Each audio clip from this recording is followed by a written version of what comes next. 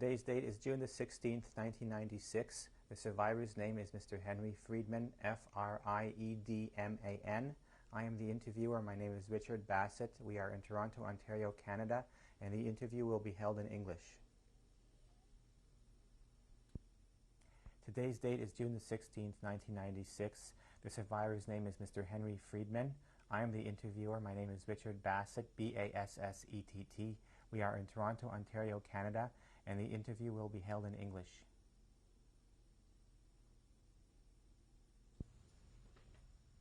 What is your name, please? Henry Friedman. How old are you now, Mr. Friedman? 71. What's your date of birth? January 12, 1925. And where were you born? In Bratislava, Where is that? in Czechoslovakia. What was your father's name? Moritz Friedman. What was his occupation? He was a businessman and he dealt with leather in wholesale. Did he have a factory or a store? Only a store, something magazine or what. So he sold to stores. He sold to stores and to large shoemakers. Where was he born? In Topolčany, And where is Czechoslovakia. that? Is that far from Bratislava? No, 1.5 hours by train. How did he wind up in Bratislava? Because during the First World War he had a large business in Topolčany. It was established by his grandfather, later by his father, and when right after the First World War the children took over. There were 4 partners because there were 2 grandfathers and then both had 2 children, so there were already 4. So they had to enlarge the business, and to enlarge the business was to make the head office in Bratislava, and only some sort of in Topolčany was something A related affiliate company. related, the same company. They were partners together. But so to be able to have 4 families a living, they had to enlarge the business. So my father with one of the cousins moved to Bratislava after he married in 1921 or 22, and he raised his family. When was your father born? In 1893. Tell me about your mother. What was her name? My mother's name was Malka Hochhauser. She was born in Košice, which is Czechoslovakia. She was born in 1900, and when she married my father, she came from Košice to live in Bratislava. Did you know all your grandparents? I know my mother's parents because they were still alive till 1944. They were deported to Auschwitz in 1944. Unfortunately, we couldn't save them because they were too old to go over to the border or whatever. So, and my father's father I knew because he died in 1937 or 38, already 80 years old. But my father's mother I never knew because she died when I was still very young, or maybe before I was born. Do you know your grandparents' names? Yes. My father's father name was Yeshaya Friedman, and his wife's name was Yehudit Friedman. She was a born Link, and my mother's parents, the father's name was Maya Schleume Hochhauser in Košice, and my mother's name was Hindel Hochhauser. And as I said, they came, my grandparents from my mother's side came from Poland to Košice. I don't know which year, but my grandfather was 6-7 years old when he came to Košice. He was raised there. He came from Neusands, which is Sands in Polish. And there was a famous rabbi there in Sands.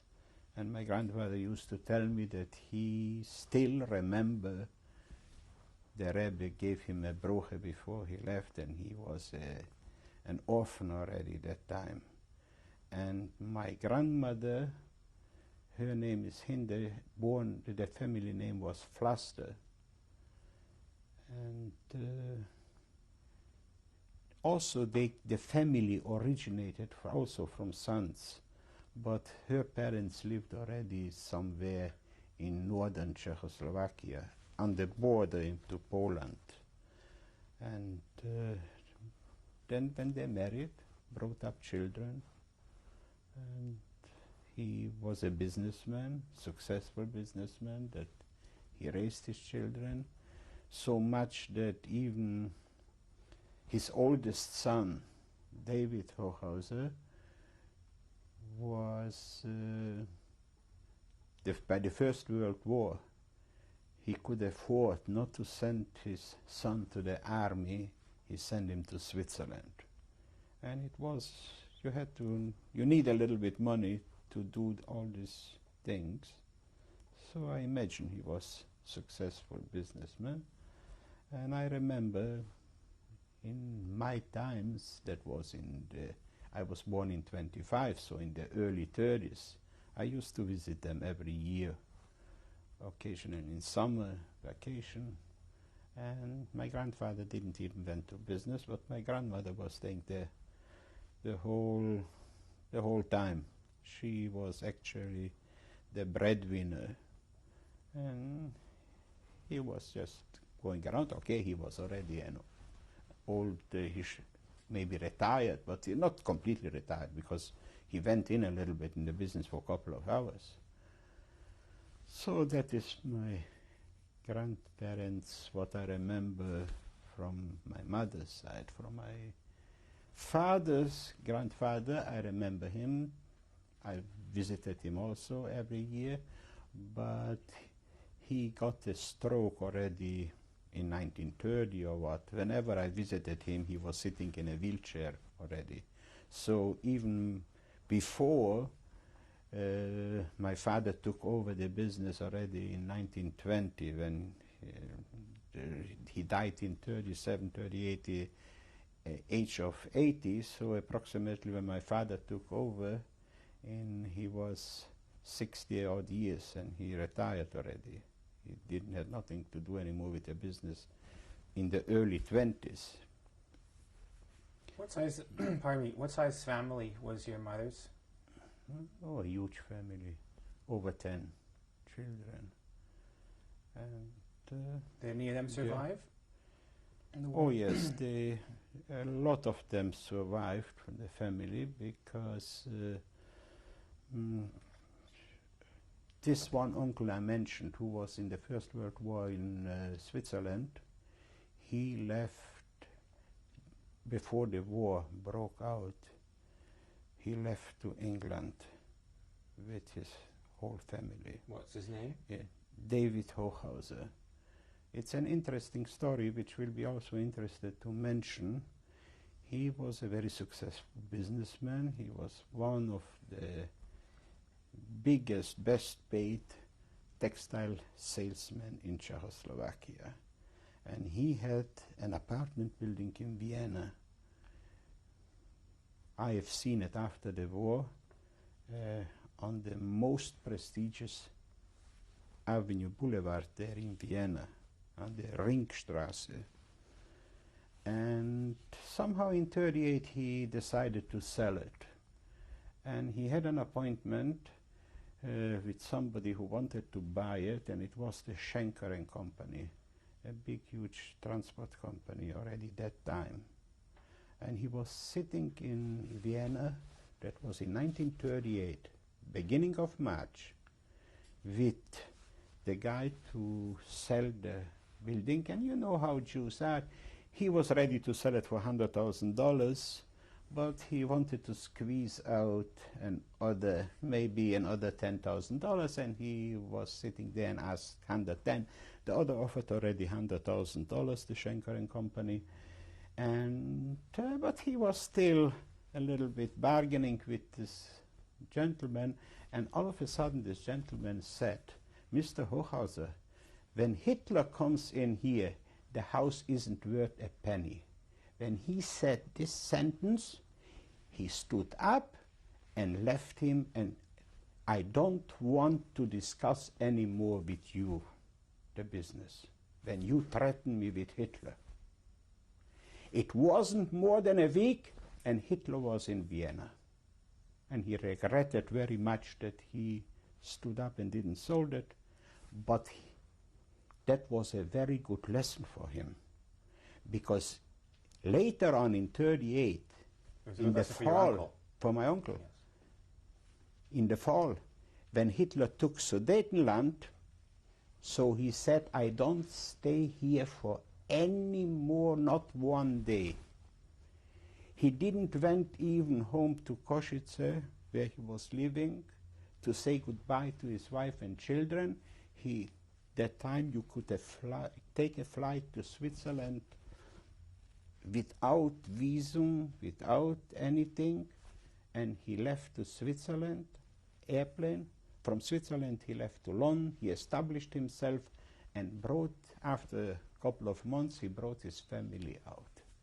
So he got so pessimistic when he has seen that what he didn't believe in beginning of March, a week before Hitler marched into Vienna, that could happen.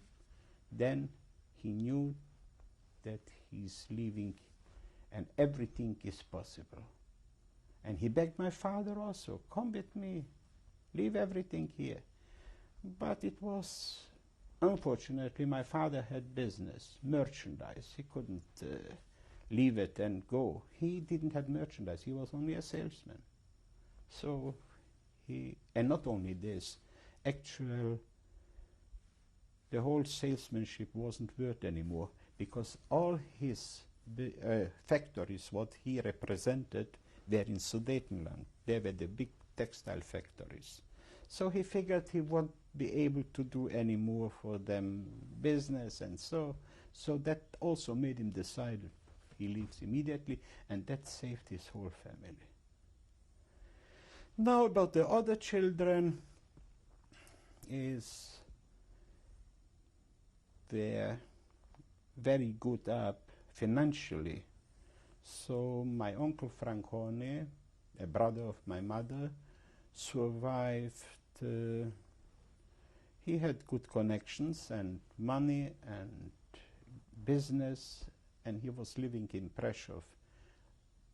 Before he was living in Košice in Czechoslovakia, but he moved over to Prešov because he wanted to live, he didn't want to belong to Hungary, he wanted to be in Slovakia. And he had a very good business. I had another uncle, his name was Aaron. He stayed in Košice, had also a very good business. And as the business wasn't so good during the Depression years or in the 30s, but in the war was a good conjuncture that he made also enough money and so forth. And in Košice was same, was that time relatively till 44 it was very quiet. It was only really when it started in 44. But my uncle, who was in Prešov, maybe I didn't say his name was Ephraim, his name was Frank. Then later he changed from Hochhauser to Horny, Frank Horny. And when they started to deport the Jews from Hungary, he brought over the whole family. That means his brother with the whole family to Slovakia. And later on, also he had a sister in Košice. Her name was married to a Lorbe. It was also, they were fairly good up, had also good business, and her husband unfortunately was taken to the Munkatábor, which was, they sent him out to Russia with the Jewish workers, and he perished there. But that means she, with the children, also my uncle brought it over when they started the port from Košice, brought it over to Prešov. So my uncle took care about his whole family to take them in case, definitely, as I mentioned to you already by the first interview, that everything was involved with a lot of money. Once you have the money connections, then you can, not only that my uncle saved himself, that even he helped his family. Unfortunately, he wanted also to bring over his parents, what I mentioned before, but they were too old because you had to walk on the border at night for hours. That was the only way how to bring them over. My mother had also a sister in Beregszás. My uncle couldn't bring them over because it was too far from Prešov, and it started too early, so they were deported. The mother's sister, name was married to a Zucker in Beregszás. The parents and the youngest child didn't make it, but the rest of 5 children survived. They were also deported, but they survived the Holocaust. And my mother had another sister in Nagyvárad. She's married to a Ullman. She didn't have children, but they survived, and the story about how they survived I will tell you later when I will come to the story into 1944, and they are still alive in New York. The husband is over 96 and she's over 90, and they still are alive. They never had children, and my uncle still goes every day to work. 96 years old, gets up every morning, 4 o'clock, goes to a Talmud class, he goes to shul and goes to work without a car, by subway, and it's very fortunate that you get, the whole family got perished from his side, but he survived, and the story will tell you later.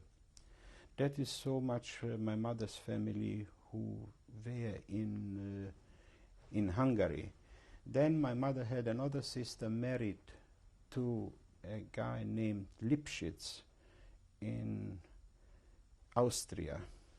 So there it started very early, in 1938. So we brought them over to us, to Bratislava, in 1938, and they had enough time to get their papers to United States, and they went out just before the war started. They went out to United States. Not only this, they sent us even papers for our family to come, but we couldn't make use of it because the war was already in progress. And other younger sister, but to mention that my aunt, my mother's sister, is still alive in Los Angeles. Her husband died a couple of years ago, and her children all are alive in the States. Then other younger sister of my mother married in Sečovce, which is in Czechoslovakia, to a guy named Windner. He was also a very successful businessman, had a lot of money, and he was hidden the whole time.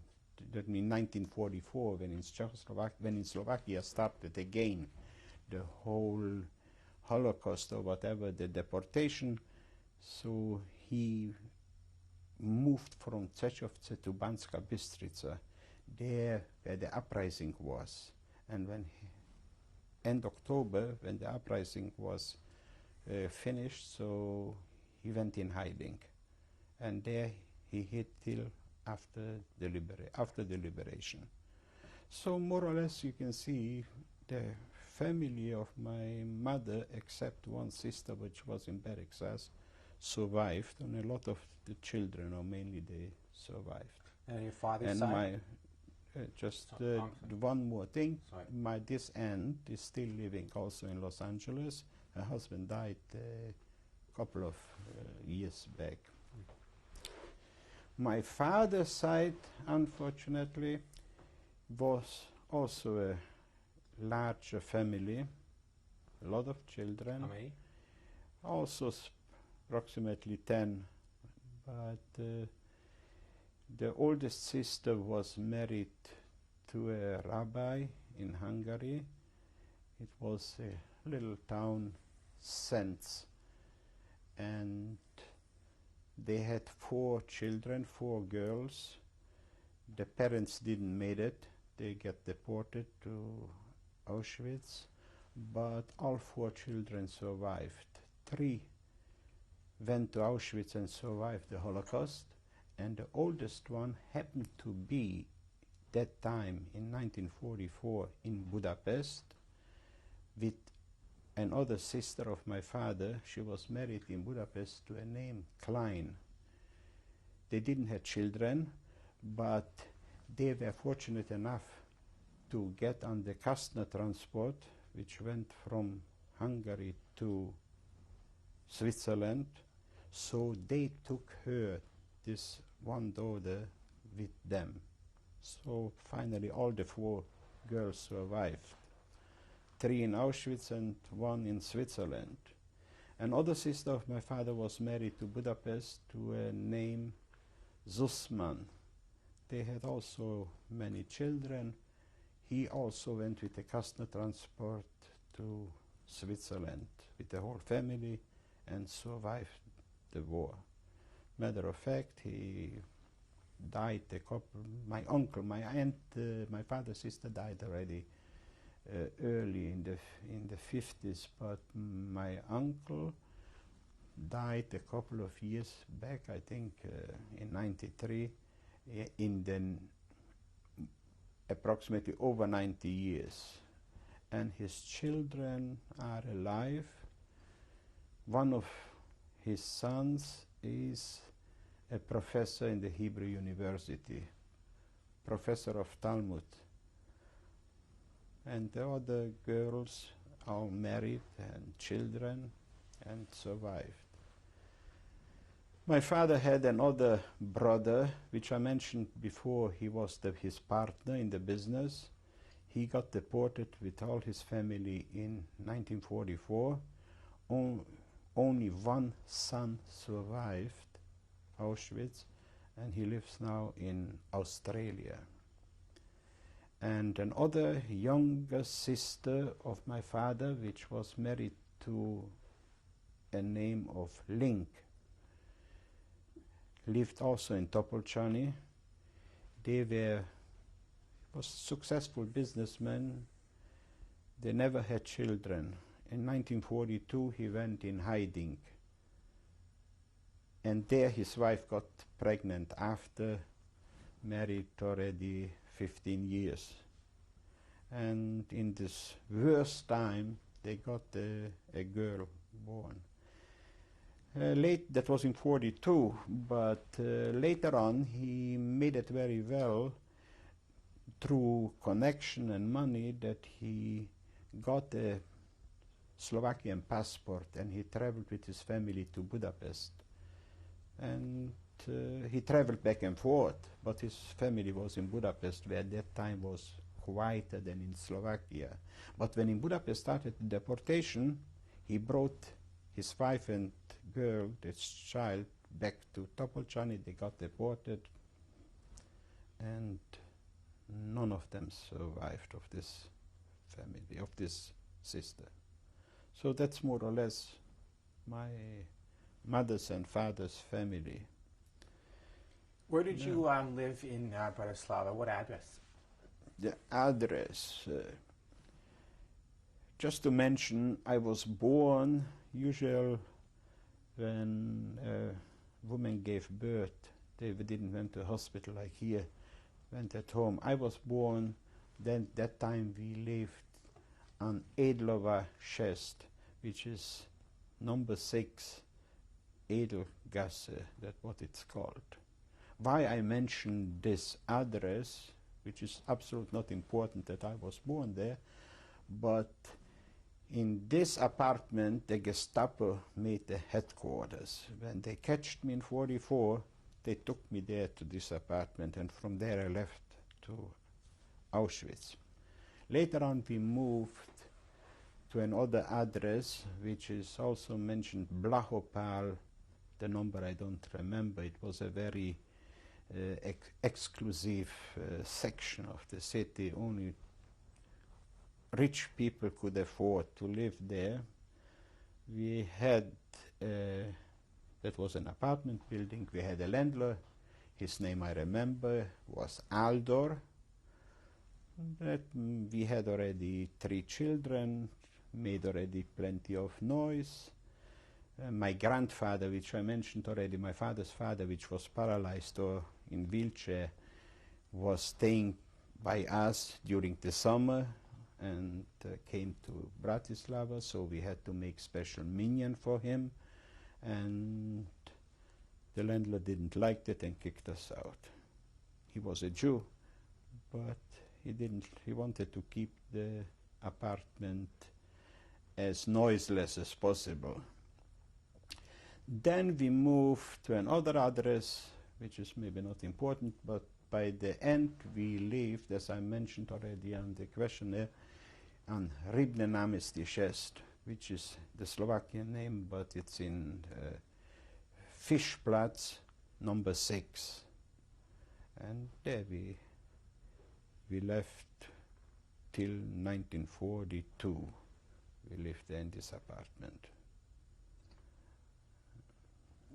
How many brothers and sisters were you? As I mentioned, we were 3 brothers. I had a younger brother who died in 1938, beginning of March. He got an ear infection. And when the doctor in Bratislava said that he can't help, my mother took him to Vienna. And they couldn't help him there, and he died. He wasn't yet 2 years old. I had to mention this special thing because while we were sitting Shiva on this little brother, was the 13th of March when Hitler marched into Vienna. So he died just a week before. And what's interesting, when I mentioned before that I had an uncle in Austria, in the city is called Zählem in Yiddish, but actually the name is Deutschkreuz. It's the real name. The Jews didn't want to say the name Kreuz, so they said Zählem. And that's